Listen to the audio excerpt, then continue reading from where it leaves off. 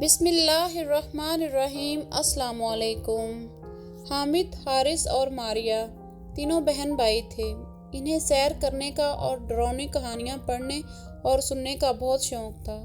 ان کے گھر سے کچھ دور ایک پرانی کھنڈر نما عمارت جو بہت عرصے سے ویران تھی۔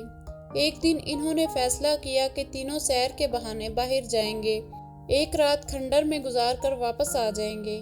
امی ابو کو تو اصل بات نہیں بتائی جا سکتی تھی، ورنہ وہ منع کر دیتے۔ آخر مقررہ رات آ پہنچی اور وہ گھر سے نکل گئے۔ وہ کھنڈر کہانیوں کے کھنڈرات سے زیادہ خوفناک تھا۔ آج وہاں روشنی بھی ہو رہی تھی۔ ہمت کر کے تینوں نے ایک ساتھ اندر داخل ہوئے۔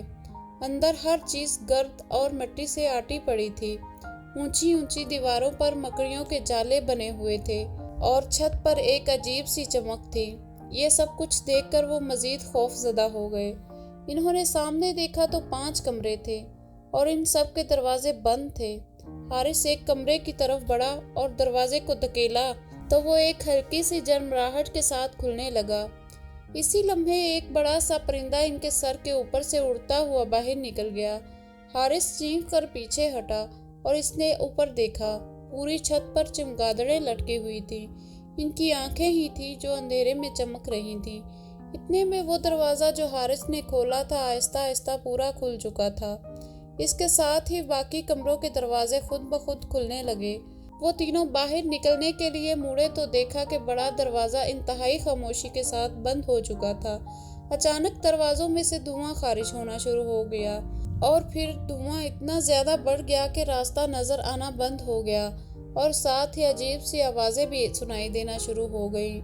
ایک عجیب سا ہول ان کی طرف بڑھ رہا تھا۔ انہوں نے ڈر کے مارے دروازے کی طرف دوڑ لگا دی۔